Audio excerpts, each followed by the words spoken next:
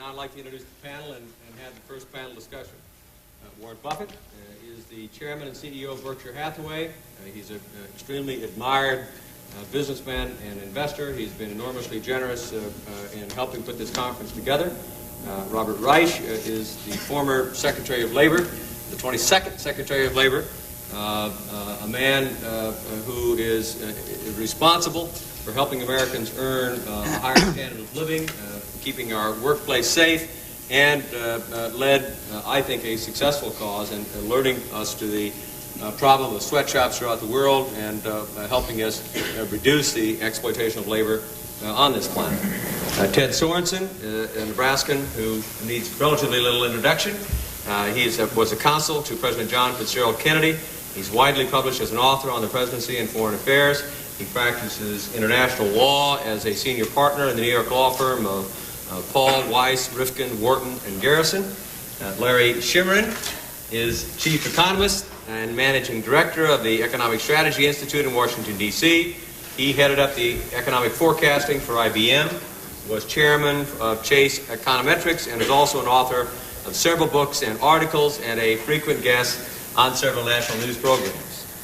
Jill Docking is a partner at A.G. Edwards in Wichita, Kansas, and as such has a front row seat into the investments that are being made by individuals and families in the heartland. She was also a candidate for the United States Senate in Kansas in 1996. I talked her into that experience, and despite that fact, I hope that she still considers me as close a friend as I consider her. What I've asked the panel to do, and I will invite you when they're through making opening statements to do as well, is try to answer the question: does trade impact American lives? Does it have any effect upon the men and women, the million men and women, for example, in Nebraska, who have jobs, about 80,000 of which depend directly upon trade? That leaves about 900,000 that do not, at least in the obvious way, depend directly upon trade. So I begin, Warren, I'll just start with you. I know that you know as well there's a lot of Nebraskans that are very unsure about what our trade policy should be. They're skeptical of it, and I just ask you, do you think it has an effect on us, positive or negative? Well, I would say the answer to that is yes. Incidentally, I learn something every time Bob talks, and some of those revelations are more exciting than others, and I just learned on this introduction that people who speak on trade receive high fees. That was that was not covered in the earlier material.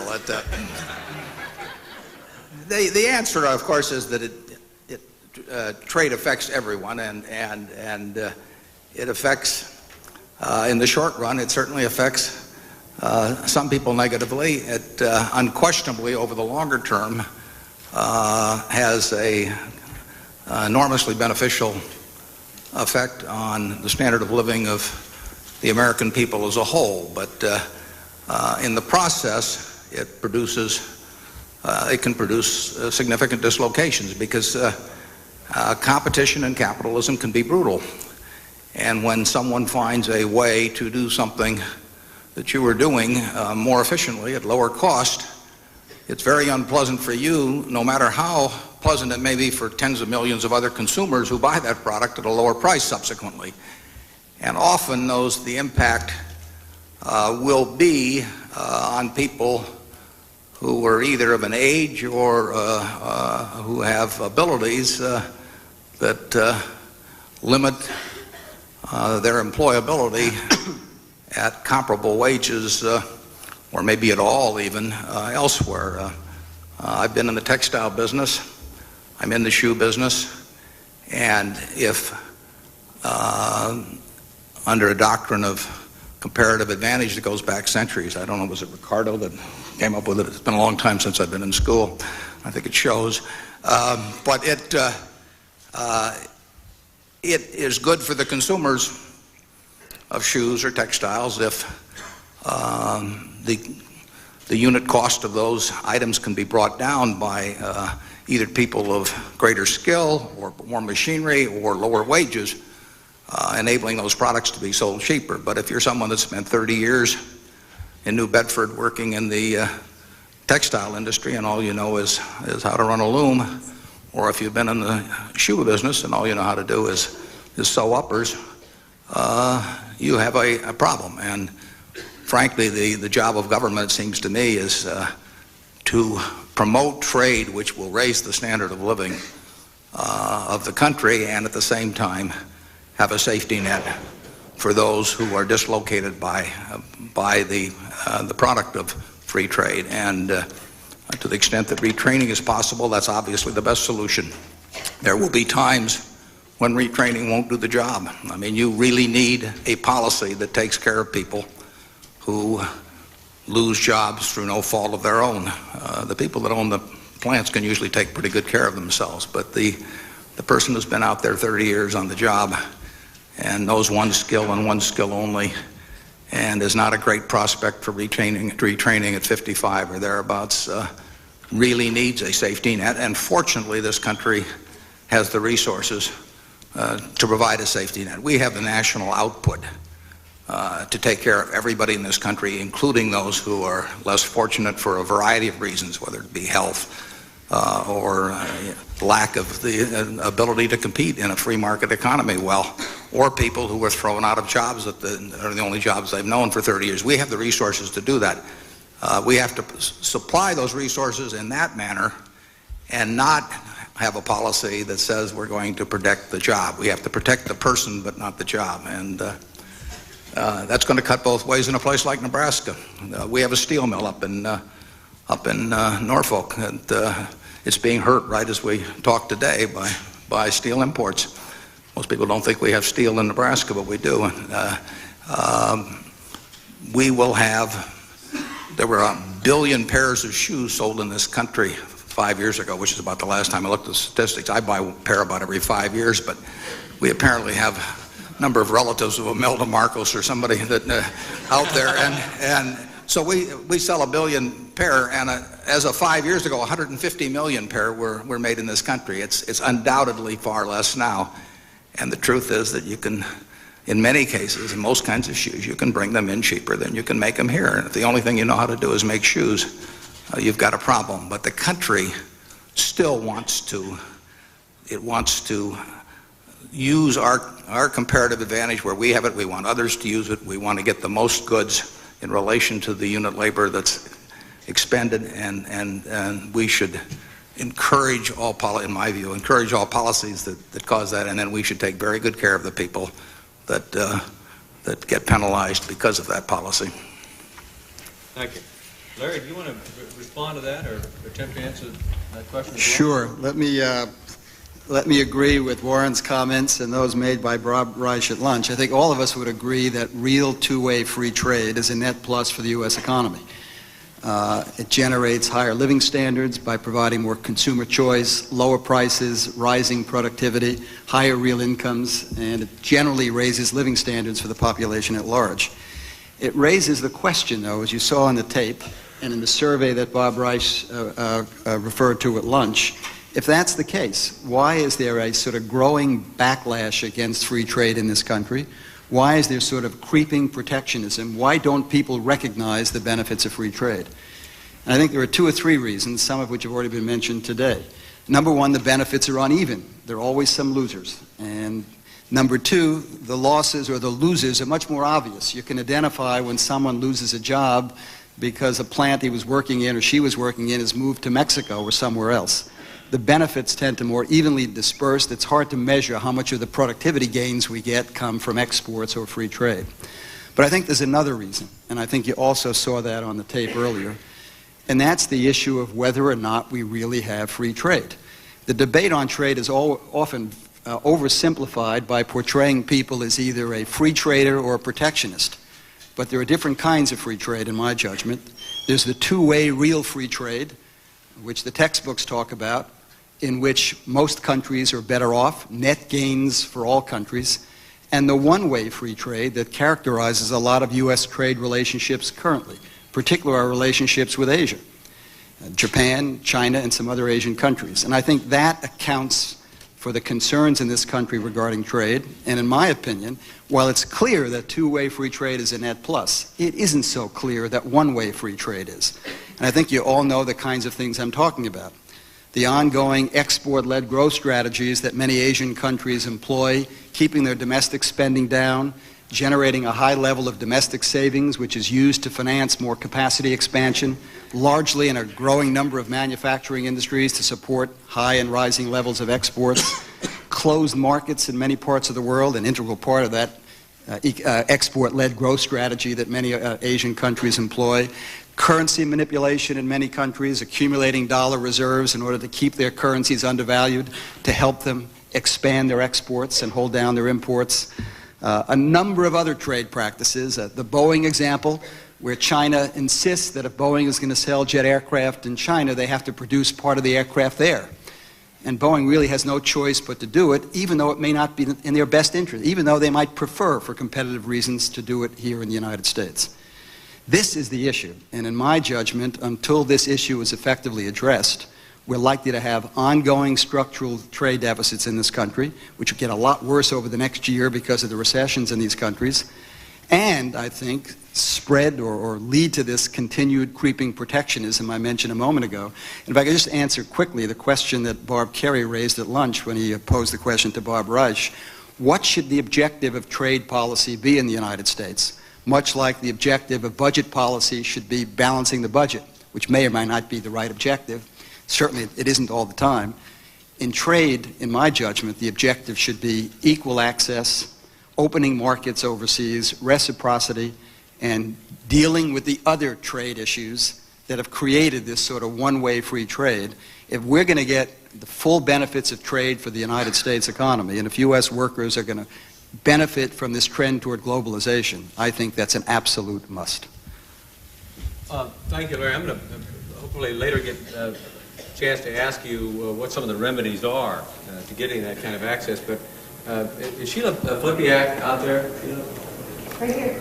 There you are. Sheila, I'm going to ask you, before we have the other panelists actually make some comments, because you work here in Omaha, but I used to call Western Electric back in the good old days. Now it's, what is it now? Lucid, I'm sorry.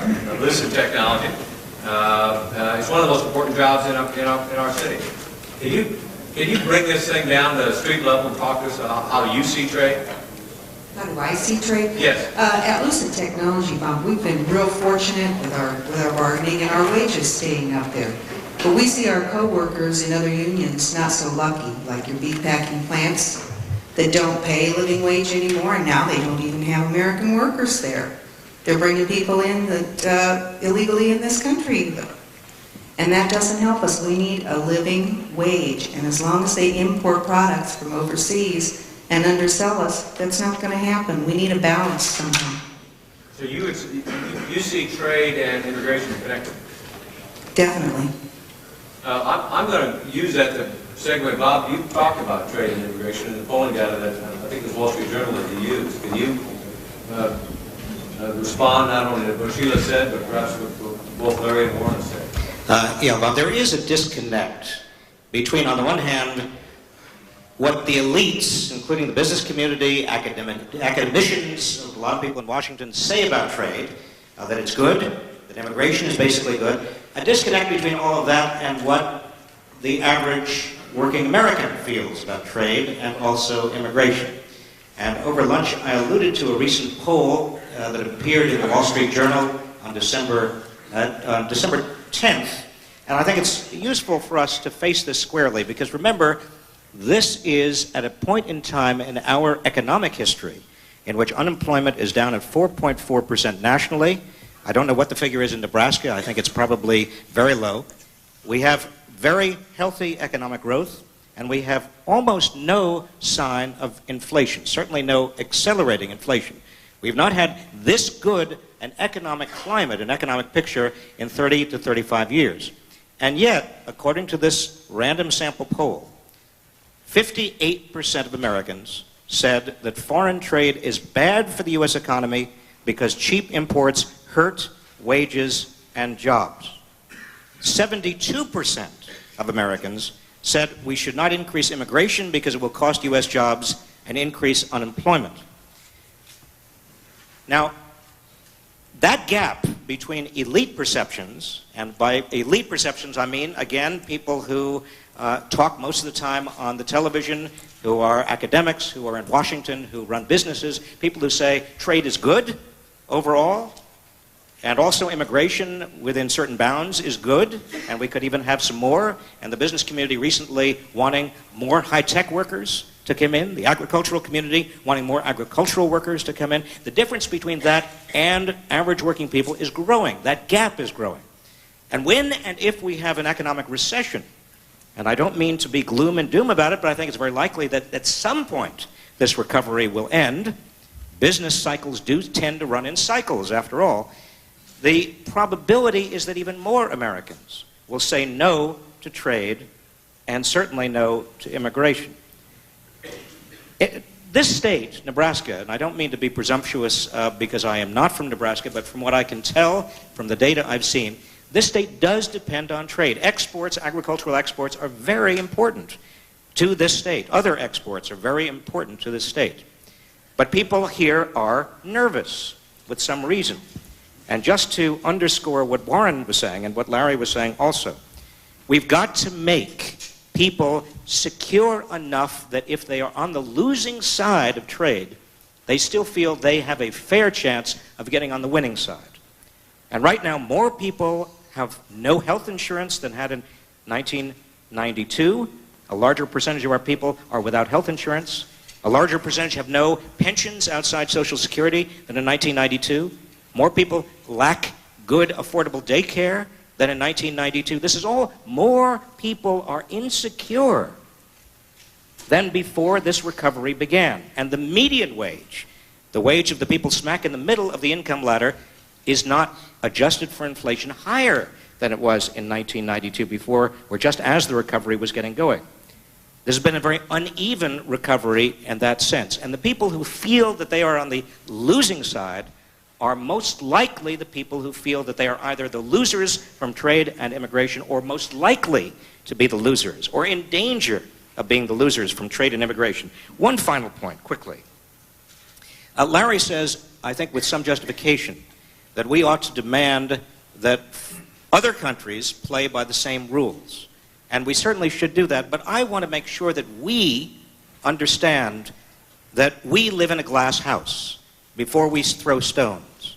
When we accuse other nations of subsidizing their industries, take a look at the recent 4-part Time magazine series on corporate welfare in the United States. When we accuse other nations of not having adequate transparency in terms of understanding what investments are doing and where investments are going, take a look at hedge funds in the United States, particularly long-term capital, and the fact that we have no idea what these hedge funds are doing. When we complain in this country about other countries preventing our goods from getting in, take a look at the voluntary restraint agreements, so-called voluntary, the anti-dumping complaints, all of the countervailing duties that we in the United States are imposing unilaterally on other countries. I'm not saying that they are more responsible by us than we are. I'm simply saying that we have got to take a very hard and honest look at our economy, as well as demanding from others that they play the game appropriately. Well, I'm going to ask Ted Sorensen to comment, but I want to perhaps put some more detail on it, what I think Sheila was talking about. In Nebraska, we have 100,000 of our million jobs that are dependent upon the cattle industry. Growing, feeding, processing, storage, transporting cattle. So it's our number one industry. There are 25,000 men and women who are employed in the meatpacking industry, about 103 or 4 total companies statewide. A lot of them are very small, some of them are quite large. And what Sheila's talking about is that over the last, I'll pick 20 years, those jobs have gone from largely jobs that were middle-class jobs to entry-level jobs. And increasingly, a big fraction, and that's Father Damien later on from Guadalupe Church to talk about that, a large fraction are men and women who see $7 or $8 or $9 an hour as a good opportunity, and they're coming to the United States from Mexico. And there's a great deal of suspicion that surrounds this whole issue as a consequence. And so we have in the cattle industry a very big issue with Canada. And a desire for a remedy of some kind, when suspicion exists that, in this particular case, that cattle are being dumped in the United States under cost. It happens in steel, it happens in other industries as well. And the question is, are there reasonable remedies that don't lead us into a trade war? And is there, Bob, maybe later to respond to the concern about this issue in the life cycle industry? I know that you've probably had some experience with that as Labor Secretary.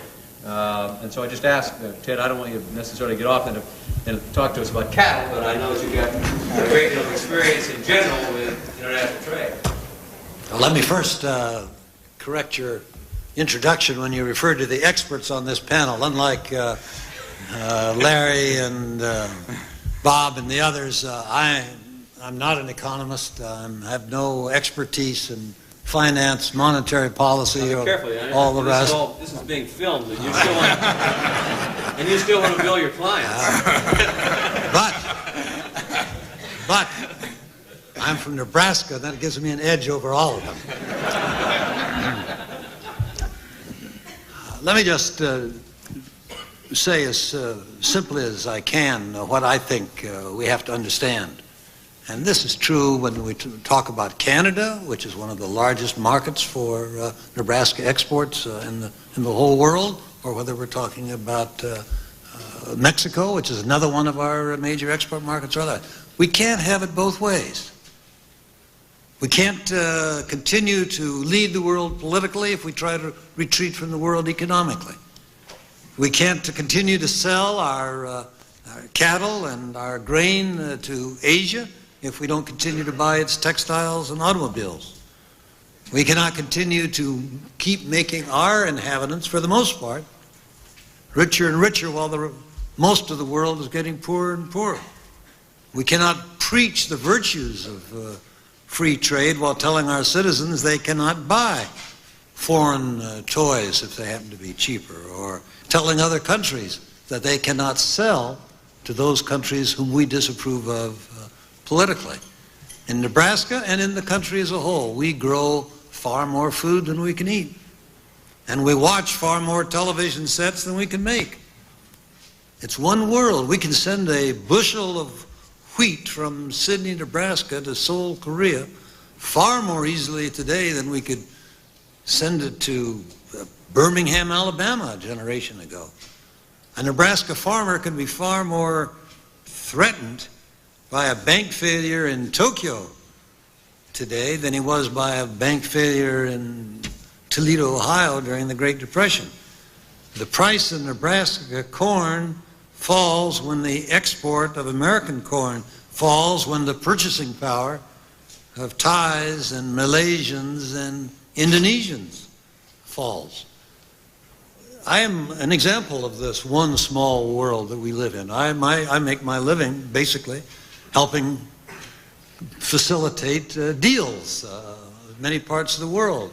I have learned from long experience that a deal, a contract, will endure only if both sides gain. And both sides do gain. And both sides gain if trade is expanding, provided it's expanding by the rules. So I think that yes, I think there are steps that we must take, and we can come to this later, about those who are left behind, because some are. And there are laws that must be enforced to make sure that everybody does play by the rules. But basically, protectionism, instead of protecting, simply prevents our workers from getting those higher paid jobs in exports, prevents our consumers from getting lower cost and frequently higher quality goods that are made elsewhere. And for the York friends, Bob, in the Congress, to not properly fund the IMF, or to reject the rules of the World Trade Organization, or to not pay our back dues in the United Nations, is simply being unreal and retreating from the world we have to live in. Which friends were those?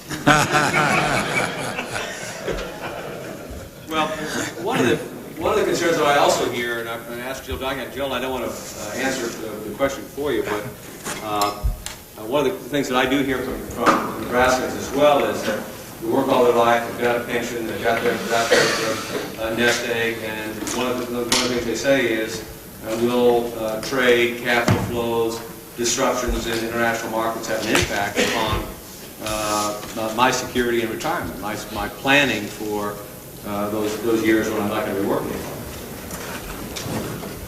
You know, I want to follow up a little bit on Ted's comment on everybody here being an expert. The reason I am here is because they were looking for somebody who was the average American. And I just want you to notice that they picked a Kansan. In addition to that, I think it's because Senator Bob Kerrey wanted to see what a Jayhawk would look like dressed up as a Cornhusker. I am a stockbroker in Wichita, Kansas, and I will answer the senator's question, but before I was asked to sit on this panel, the question I was asked was, you know, how do you think the Asian crisis affects average Americans? So I actually took some time this week and called a number of my clients who are small business owners or operators. I look at all you young faces out here. If you are going to stay in Nebraska or in the Midwest, you are more than likely going to be in small business, not employed by large corporations. So to me, when the Asian crisis and the international issues hit small businesses in Kansas and Nebraska, we have something that affects the grassroots. Their answers were interesting. Of course, in Kansas, we are very concerned when Boeing lays off 3,000 people because Boeing is our largest private employer. But I can see that the Asian crisis and the international crisis is beginning to reach small businesses. Like Nebraska, anything involved with commodities has been hurt very hard in Kansas. In rural Kansas, we are probably at a deep recession / almost depression point in the oil industry because we are small producers. It's very expensive to produce oil. We have oil companies closing. We have the supply stores that supply those oil companies closing. Those people are probably getting other jobs, but I assure you they are not being paid what they were paid in the oil patch. They are going to service sector jobs. The second piece is manufacturing, and there is a piece we have to recognize. Sheila, when you talk about international business, there is a piece of the manufacturing sector in Kansas who is benefiting by the Asian crisis. I have a client that makes dog collars. They import the steel buckle that goes on those dog collars. And in Taiwan, they are getting the advantages of this deep recession in Taiwan because the steel is very cheap for them to import. Only 10% of their cost is labor, so 45% of their cost is this steel, and it's becoming very cost efficient for them. But Larry brought up a good point. The second part of that is because we have a tariff on the webbing, they buy domestic webbing. And this gentleman said to me, you know what, in the short term, the Asian crisis is very good for us. But if this keeps going on, we're going to look at leaving America. Because if this continues to go on, and the price of our imports get lower and lower and lower, and the Asians come up with a better webbing than they have before, it makes more sense for us to move to Mexico. Because they are charged a tariff on the material they're bringing in, but we do not charge a tariff on bringing a finished product back into the United States of America. So do we have free trade? I don't think we have free trade. I don't think we have consistency in that free trade. And what Larry said is a very good point because it is going to draw people from Wichita, Kansas to move to Mexico. So with that, in my Cornhusker outfit, I will open it up to the rest of the audience here. Well, I appreciate that. Thank you, Jen. I'm going to ask one question, and then anybody that wants to ask a question, feel free to do so. I would also urge panelists if they want to jump in. I know that Bob Reich at lunch actually proposed and talked about something that almost logically follows what Jill says, which is in addition to the concern that we would have with the decline in the Asian economy in Nebraska, that is to say we're noticing a decline in exports and a decline in prices as a consequence of slowing of demand. There's also the potential loss of jobs if it continues, with people saying, I'm going to move as a result of saying low-wage opportunities or low-cost opportunities. So it becomes a potentially a double-bill threat for us to respond to. Lori Misek is sitting right down there. One of our things that we know in Nebraska very well is that perhaps our most important resource are farm wives. And Lori is a farm wife. She and I met, actually, the last conversation was on an issue having to do with the shortage of grain cars, which illustrates what Ted was talking about, why it's become lower cost for us to ship to Taiwan than it is necessarily to Alabama. Lori, do you have a view on trade? Do you support it? Do you think it works? Do you have problems with it? My personal opinion, I definitely agree with Larry's idea. We do not have free trade amongst international trade. My business, I merchandise grain also, and from what I have seen in the last year, I think it's very important that we find an answer to the ability to trade with the Asian companies or Asian countries. We've seen the devaluation of their money, and we can't export anything to them, and I think we're going to see that back up everywhere. From a farm wife, we farm and we're in agriculture. Basically, we like this style of life. You know, I could live in Omaha and I could make a lot of money doing something else, but there's something you get from living in the country that you can't get from Omaha, and that's basically where we as Nebraskans have come from. And if we don't find an answer to this, I think we're eventually going to lose that lifestyle. Could I just, at will, any one of the panelists just respond? If we could get into some discussion about solutions. Well, I would say that in terms of solutions, it's really the politician's nightmare, because it is a problem where you have a trade-off of diffused benefits over a long term and specific and intense pain to a limited number in the short term. And that when you are deciding public policy on issues that give you those choices, it can get very, very tough. I mean, just assume that 80 years ago or so that when the tractor was coming in, that horses could vote. Now, I've never been a horse, although I've been accused of being a certain portion of their anatomy, maybe. But I think you could say without undue presumption that the horses would not have voted for the tractors. Now, the consumers would have voted for the tractors. The tractors were going to make food, which every American consumed, going to make the food cheaper. Very diffused benefit, not immediately seen, might be attributed to something else if the price of bread went down a penny or two a loaf. But every horse would know what was happening. And you could say, well, we're going to retrain you to be a show horse, or we're going to turn you into a 6-furlong gem or something of the sort. But the horses as a whole, particularly the older horses, would know that this was not good news. And what you face, and you really do face it as a policymaker, you face unquestioned, specific, intense pain on the part of people that find their jobs displaced, and you have a very diffused, very substantial benefit that no particular constituent is going to give you credit for. If it happens, and you're going to get blamed for the pain if a trade policy intensifies what I've been talking about, and that is that is the issue that has to be faced. I say that you go for the social benefits over time for society as a whole, but you just have one hell of a rest home for horses.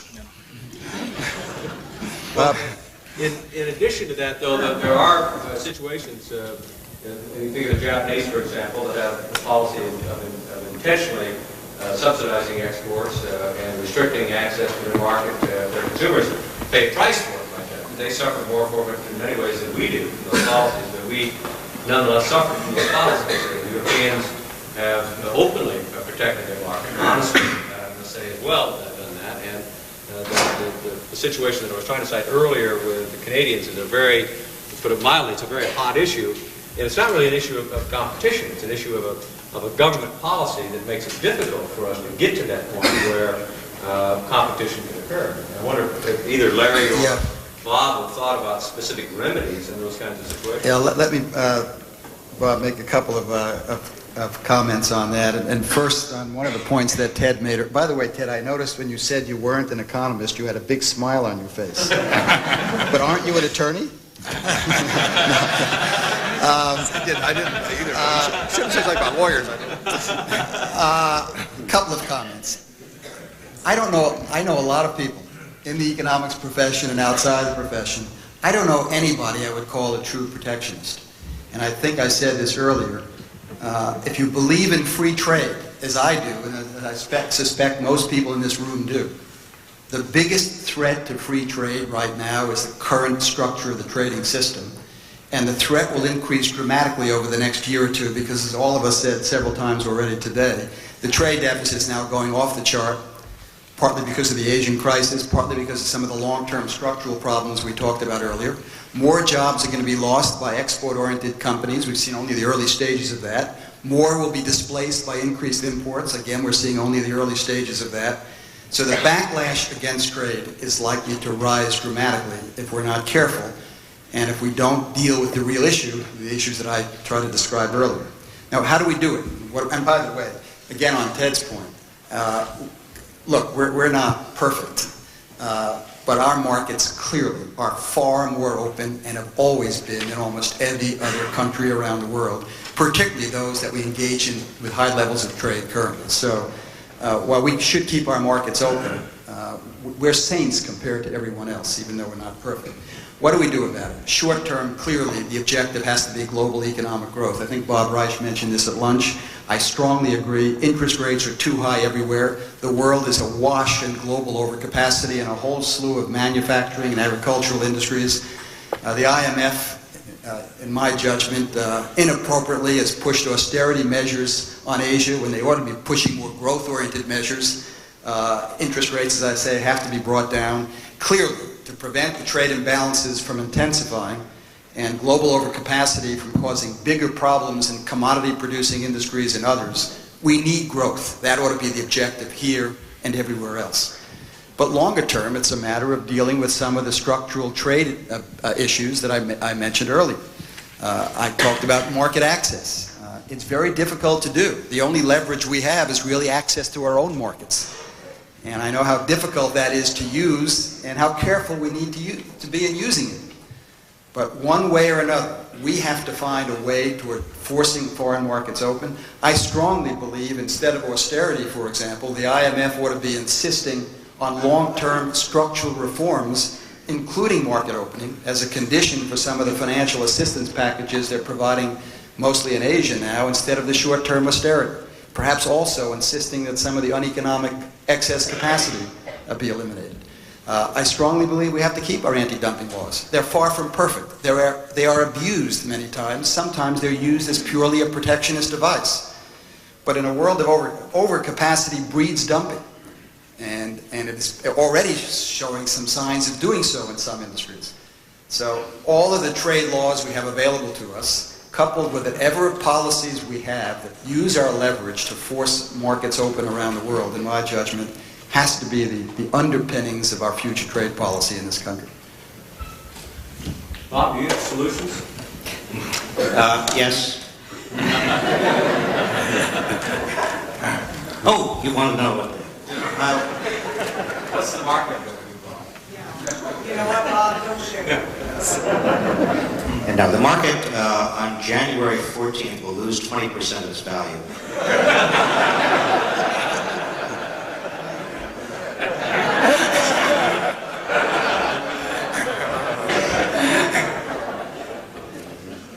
Robert Reich advising Warren Buffett once again.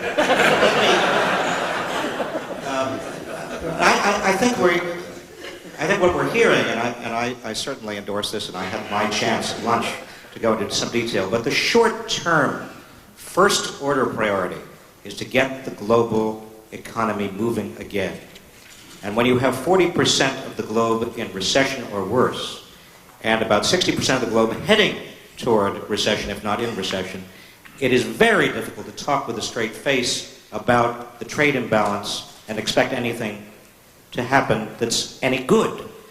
We've got to use fiscal and monetary policy in this country and in other countries to push our economies, our global economies, forward, get out of the reverse gear that so many economies are now in. And that includes International Monetary Fund policies which have been skewed toward austerity, toward simply keeping money in countries at the cost of enormous contraction and recession.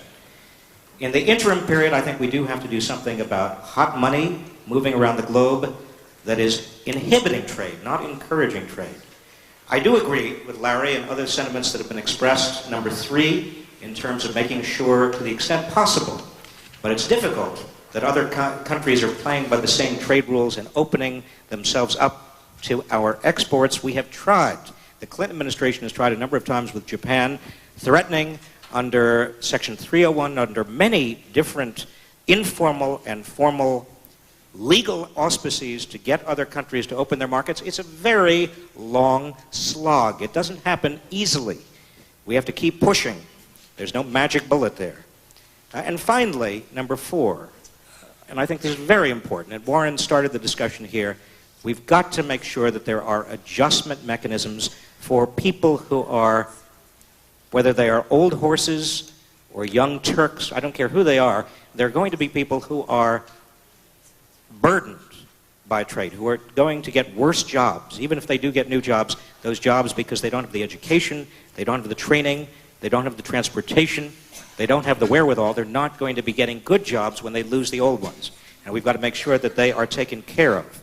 It may mean, ultimately, some sort of retraining, education. It doesn't mean, by the way, we should not treat people who lose their jobs because of trade differently from people who lose their jobs because of anything else. It is wrong to have a separate trade adjustment assistance mechanism because it's almost impossible with all the noise in the economy to figure out why somebody loses a job. Whether it's technology, whether it's trade, whether it's corporate restructuring, it doesn't matter. We need a fast and easy and relatively painless, there's always going to be pain, but far less painful system by which people can move from one job to the next job. I'm going to ask you a question. Rich is sitting down here and needs a microphone, but he's an entrepreneur and current head of an organization. I'll read the card. Too many words to memorize. Society of Exploration Geophysicists Worldwide, some such thing. 14,000 people who, for some reason or another, became a geophysicist. I presume that you have views on what's been said up here. Do you think trade works for us? And do you think Congress needs to do anything differently to make trade work better than it is currently? Well, I certainly think that $10 a barrel of oil works great for the average American, but it doesn't work very well for the average oil service industry worker. There are a lot of those people that are being put out of jobs, but at the same time, it is a great benefit to the economy and to the environment as a whole. 88 cents a barrel for unleaded here, no more. Yeah, that's Not a barrel. Yeah. there's a different problem. However, I have a real problem with this fabulous rest home for old horses because someone has to pay the bill for that. And when you look at governing is about making tough choices and allocation of resources. There are a lot of people that are going to be out of work and put out of work by the effect of trade, including not just the oil service, but that 30-year-old worker who only knows how to run a loom, or 30 years of running a loom. Perhaps he's 55 or she's 55. So the real question that I've got is, I don't think we can solve these problems by imposing solutions from Washington. And I know you agree with that, but we have to find a way to empower these people to make their own decisions about their career choices and where they're going. So how do we effectively empower them without just putting them in a fabulous rest home for the next 15 or 30 years? Obviously, we need to put them back to work. Well, that's a good point to end this panel and move on to, I think in the third panel perhaps we'll have a chance to talk about some of the potential solutions. I do think that there are significant problems with nations that have made a decision. And as I said, I think that Japan's decision to force their consumers to pay high prices for things that we manufacture here hurts Japan as much as it does us. Nonetheless, when they combine that with a policy to try to increase the amount of exports that they send to the United States, it produces, I think, understandable citizen concern, which is what Larry is talking about. There's no question today in America that there's a rising number of people who say that our laws need to be different. And that's quite different than saying we want a Washington-based bureaucracy to be managing every single detail of the international economy. So I would ask the panel at this point that this panel can leave with our gratitude, not to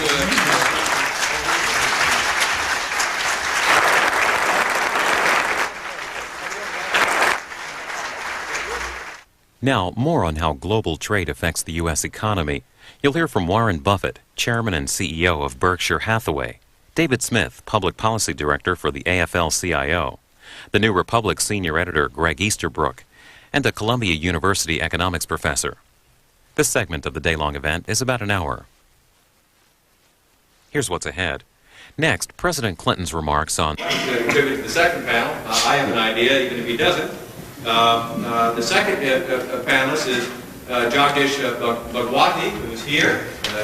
Professor Bhagwati is Arthur Lehman Professor of Economics and Professor of Political Science at Columbia University in New York. He previously taught at the Massachusetts Institute of Technology. He's an internationally renowned economist whose work has appeared in dozens of books, articles, and essays. Greg Easterbrook, over here, is a senior editor at New Republic magazine. And his most recent book is Beside Still Waters, which has been a widely praised book that explores the relationship between faith and science. He is here today as well because in 1995 he published a book that I consider to be a landmark book on the environment called A Moment on the Earth. David Smith, on your left, my right, is the director of the Public Policy Department at the national headquarters of the AFL-CIO, a significant contributor to the national policy debate, informing us on what he believes needs to be done. David is also a senior fellow at the 20th Century Fund. He's a former professor at the University of Massachusetts. Do I have this right? Right? And the New School of Social Research, and a former official of the City of New York, and an aide in the United States Senate. Professor Bhagwati, let's start with you. You've heard what John Kavanaugh said, and I saw you sort of nodding there as he was going forward. I presume that's because you thought he was saying something that was important. Let me just ask you, do you think that we have a moral responsibility? And if the answer is yes, how do we meet that moral responsibility? Is it aid or is it trade that's going to produce the best benefit? Well, let me first thank you for inviting me here. A couple of journalists called me up and one of them asked me if I was a Kerry groupie. I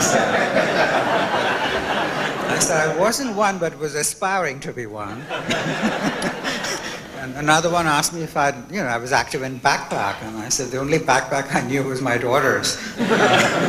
So that I hope was convincing. But the question you ask is interesting. Of course, I do believe in aid, and I think aid is terribly important, provided it's well focused to getting the recipient countries out of the troubles which they have.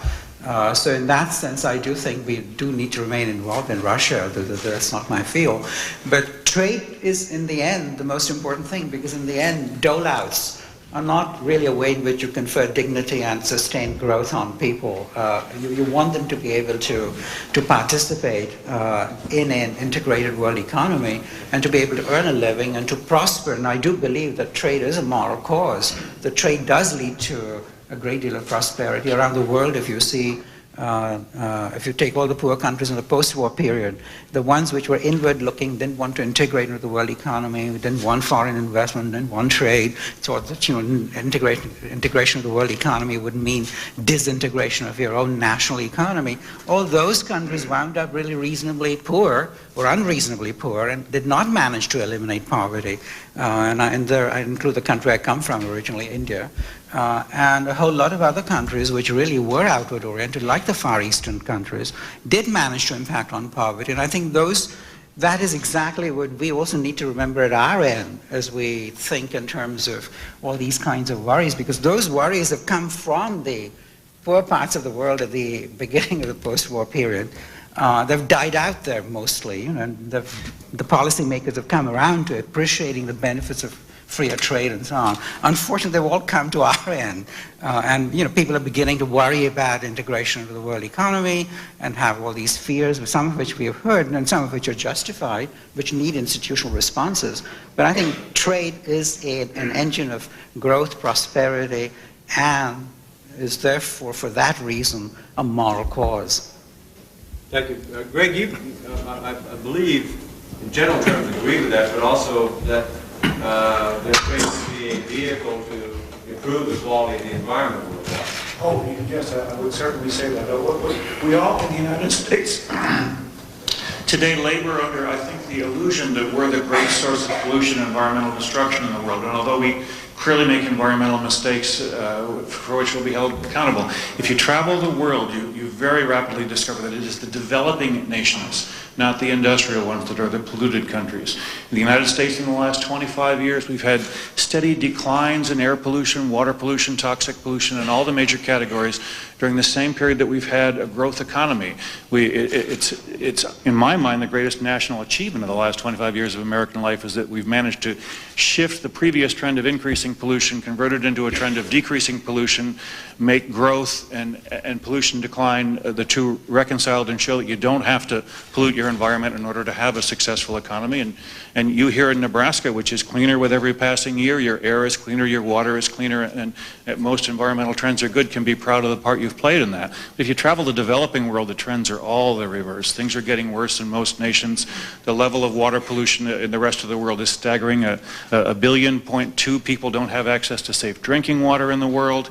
WHO, World Health Organization figures show that last year 4 billion children under the age of 5 died from indoor smoke pollution in the world. Obviously not one single one of them in the United States or Western Europe, but most of the world still heats indoors with wood or agricultural waste products.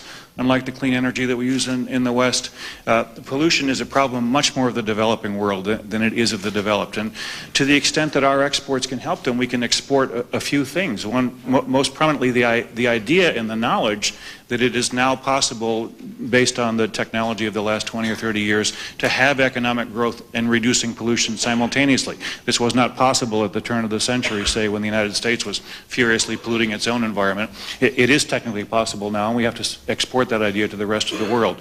By trading with the rest of the world, we can increase the national income of the rest of the world. And economic studies are pretty clear on the fact that after a certain level, and most economists put it around $5,000 US per capita gross domestic product, pollution begins to decline and economic success continues. Nations need the material prosperity with which to buy the pollution control devices that we have in the West. And finally, they just need access to the technology that we've developed. Trade helps all these things. Well, Greg, as you're talking about, I have a picture of a lot of photographs around town of the way Omaha used to look. The picture that I saw downtown not long ago that was taken, I think, in 1903 or 1904, which is 94 or 5 years ago, just a couple years after I was born. But it shows a horse-drawn vehicle, and it says fresh meat on the sign. That's what they're moving. They're selling a food product, and obviously horse droppings and so forth, and no sanitary sewer system. And one of the things that I was struck by in your book is, one, that we have a lot of expertise and talent that we can provide, either as aid or as trade, and that the environmental problems in a developing country are completely different than the ones that we typically deal with here. We're concerned about particulates in the air at the margin, and is it not true that the developing world is facing completely different kinds of environmental problems? Oh, sure. Most of the world's developing nations, at least the ones with rapidly growing populations, especially in the equatorial world, are dealing with the problems that haven't existed in the Western world for 100 years. Access to safe drinking water, urban sewage control, basic control of release of toxins into drinking water area, and especially the use of indoor open fires, cooking fires for heating and cooking. We can't even imagine what it's like if you've ever accidentally left the flue closed in your fireplace when you've started a fire and had that 5 minutes when there's smoke in the house and everybody's choking. That's how 1 billion to 2 billion people live on a regular basis in the world today, because indoor fires is the only source of heat and cooking fuel they have. And I think the environmental movement has trouble coming to terms with this sometimes because it requires you to advocate resource consumption and industrial development for a large share of the world. Given population increases, there really isn't a soft path solution to this. The rest of the world needs industrial growth. But as long as it's industrial growth in the direction of the clean technologies that now dominate growth in the Western world, there's no reason why developing nations can't have reasonable control over their environments and economic prosperity at the same time. I'm going to ask David to speak next, but I'm going to stress one more thing, because also in your book you described a very interesting, for me at least, example of a situation that clearly provides win-win-win opportunities, as much as I hate to use that phrase. That is to say, jobs in the United States, jobs in a country that needs to solve a problem, as well as an environmental benefit, and that was the relative efficient rates between coal-fired power plants in China and coal-fired power plants in the United States. It was 6 times more efficient in the United States than in China, and they are producing a tremendous amount of greenhouse gases. And I wonder if you can provide that example for us. Oh yes, if you're concerned about the greenhouse effect, and you should be, the scientific case for it is continuing to get stronger. You should be especially concerned because for moral reasons we almost have to root for the consumption of more fossil fuel in the world in the next generation in order to bring morally equitable living standards to the rest of the world. The developing world for the next 1 to 2 generations until human population stabilizes simply must burn more fossil fuel. Well, what standard are they going to do it at? Are they going to do it at an inefficient turn-of-the-century standard or at the standard we have here in the United States? If you go to China, which is now the world's largest producer and consumer of coal, the typical coal-fired power plant there, of which they're building 1,000 megawatts of capacity, I think a week now at this point adding, burns at 6% thermal efficiency. Power plants in the United States, and 6% thermal efficiency without any acid rain controls.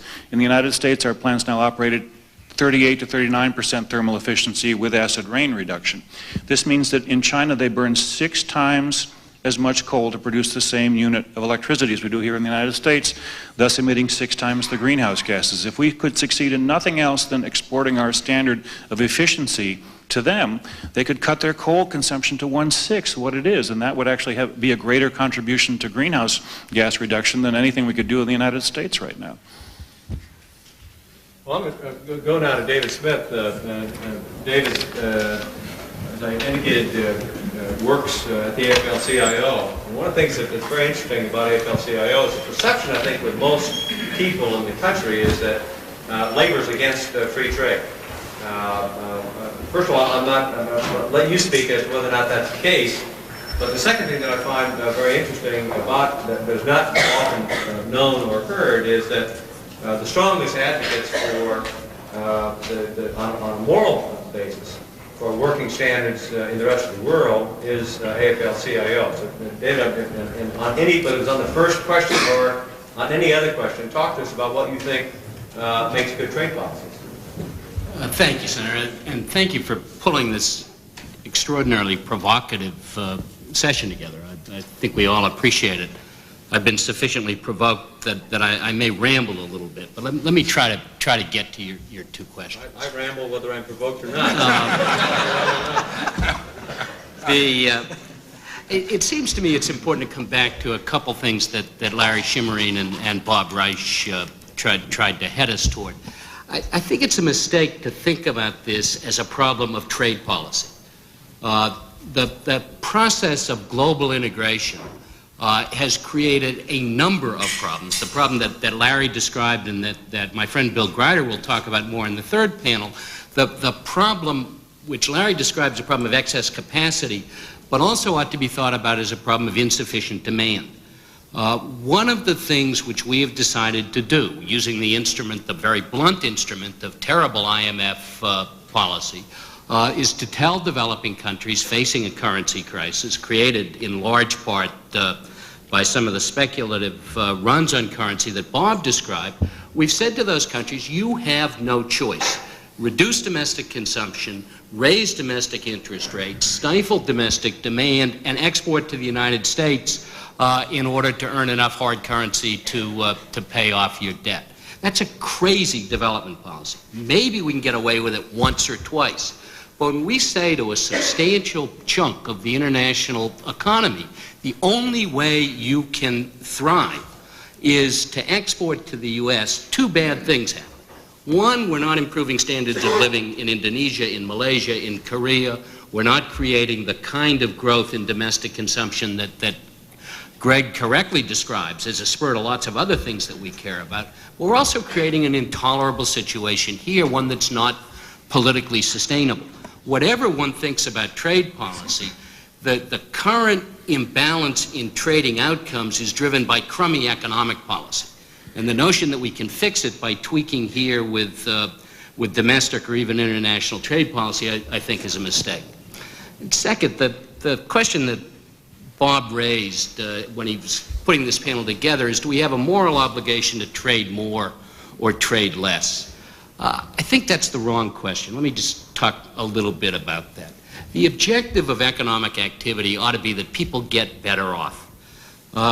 Well-trained economists like Jagdish and me used to believe, Jagdish I think still does, believe that it's a self-fulfilling prophecy that more trade makes people better off. I think we need to look at the evidence and pay a little bit of attention to the contradiction between the evidence and the theory here. More trade is not making American steel workers better off. There is now more imported steel coming into the United States than this market can sustain. Bob said 6,000, I actually think it's 10,000 layoffs in that industry. Now, and I want to come back to something Warren said, and then I'll be quiet. Warren described a rest home for old horses, suggesting that folks who are displaced by trade are, they're the buggy whip manufacturers. They are, in fact, the horses faced with the tractors. In the American steel industry today, and a lot of the rest of American manufacture, that simply isn't true. The American steel industry went through a gut-wrenching, hundreds of thousands of jobs costing, billions of dollars of investment costing, renovation of itself during the 1980s. This industry is the world's low-cost, highest quality producer today, but it can't compete with a ruble, the value of which has sunk through the floor, with a rupa that was devalued by 80% in the process of a few months, and with a managed currency in Japan. And to suggest that steelworkers who are displaced by that set of phenomena, this isn't a trade policy problem, this is an economic failure problem, are old horses that we need to figure out how to take care of in a gentle and kind way, I think misses the point. And I think the problem here is that thinking about trade policy rather than making the international economic regime work so that standards of living improve in Bangkok as well as in Omaha, that's our task, and that's the moral question we ought to ask ourselves.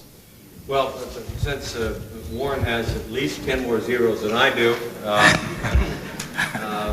I give him an opportunity both to respond. But we're going to get into questions next, and we have students throughout the audience. And let me point out that you actually have some awfully good questions. And if you do, I would be pleased to call upon you as soon as Warren gets done. I would point out that Warren was gracious enough to participate in the conference that we had on the issue of the connection between savings and wealth, and it was all juniors and seniors in high school. And the first question that he was asked was, Mr. Buffett, with all due respect, aren't most wealthy people jerks? And, I planted the question. And putting a qualifier on there, that's basically what Bob Reich said. Again, at lunch, you have to be careful about averages. He said that if you average Shaquille O'Neal and his height, you have 6.2 feet of height. Having said that, though, the United States of America is an enormously wealthy country. The wealthiest country on earth, relative to other countries and relative to where we used to be. And Warren's answer, I thought, was quite relevant both for individuals and for the nation. His answer was, his experience was that wealth just allows you to be a little more what you already were. So if you were a jerk to begin with, as a consequence of acquiring wealth, could be a really big jerk. I don't think Warren is a really big jerk. One of the reasons that But I could be. Maybe. Yeah, right. He hasn't asked for a show of I do hands. think, I don't know exactly where we come out in this question of moral obligation, but I do think that one of the things that's very encouraging and causes me to be optimistic about our being able to figure it out is the United States of America, underlying the economics, is full of people with very good values and want to do the right thing and do care about what's going on in the rest of the world. So that little preface, Warren, I'll give you a chance if you choose to respond to Dave or me. You can. I know, I agree with him totally on the steel industry. Actually, that plant I referred to in Norfolk's run by Nucor, and Nucor is probably as efficient steel producer as you will find in the world. But if you change the value of the yen enough for a number of other currencies, it can, even though you're turning out more steel per man hour than your competitor someplace else, if your currency rises or the other falls, depending on how you look at it, to a sufficient point, even the mill with the most output per hour can fall victim to the guy that has the cheap currency, and there's no question about that. So I didn't mean my horse example to extend quite as far. And incidentally, Bob's exactly right. I've always said on that lifestyles of the rich and famous, instead of showing all these houses and the boats and all that sort of thing, what the rich can really do that you can't do is when they hate somebody, they can cause lots of trouble. I mean, if you don't like your brother-in-law, you don't send him a card at Christmas or something of the sort. But they sue. They get up early in the morning and they can have retinues of lawyers, and you can go on hating for dozens of years and you people can't touch it. So, so there are huge advantages to being rich. I'd like to address the moral aspect that Bob was referring to, because I think it's important. And I ask you just to join me in this framework, which Bob's heard before, to think about the issue a bit. And let's just have a little flight of fancy here and assume that it's 24 hours before Bob was born, and a genie appeared, and he looked at this little embryo and he said, you look very promising. He said, matter of fact, you might grow up to be president of the United States, who knows? But but he said, I have decided to give you a signal honor. He said, you're going to be born in 24 hours, and you're going to get to establish the political, the social, the economic rules of this world into which you're going to emerge. You've got 24 hours to think about it. Any rules you establish are going to be the rules for you, your children, your grandchildren for 100 years to come. You can't change them, you have to get out. And you get to think about it and let me know in 24 hours. And of course, Bob, being a little suspicious, would say, what's the catch? And the genie would say, well, there is a catch. You don't know whether you're going to be born black or white. You don't know whether you're going to be born male or female. You don't know whether you're going to be able-bodied or infirm. You don't know whether you're going to be bright or retarded. You don't know whether you're going to be born in the United States or Bangladesh.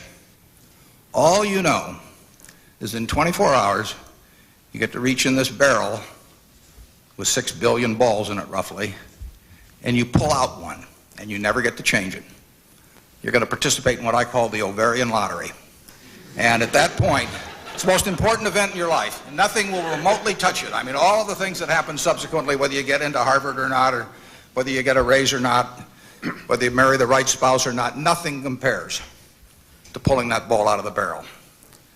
Now, what kind of a world do you want to establish? Because you do get to set the rules. You just don't know what your position is going to be within that. Well, I would suggest that we'd all answer that somewhat differently, but we'd have some common goals in answering that. One of the goals we would have would be to have a world that would lead to an abundance of goods and services, and one where that abundance would grow over time on a per capita basis so that they would be greater for our children and our grandchildren. We'd want a world that was free of fear to the degree possible.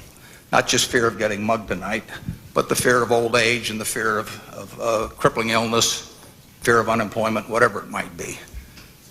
We would want a world that caused the Jack Welches and the Bill Gateses, long after they had all the money they needed, to still jump out of bed at 6 in the morning, try and figure out better things to do and produce more goods and services. But we would also want a world where the person with the 70 IQ and who just wasn't well adapted for a market society, couldn't arbitrage currencies or anything of the sort, all those wonderful things that come with the free market, that person in turn would share in this abundance of goods and services.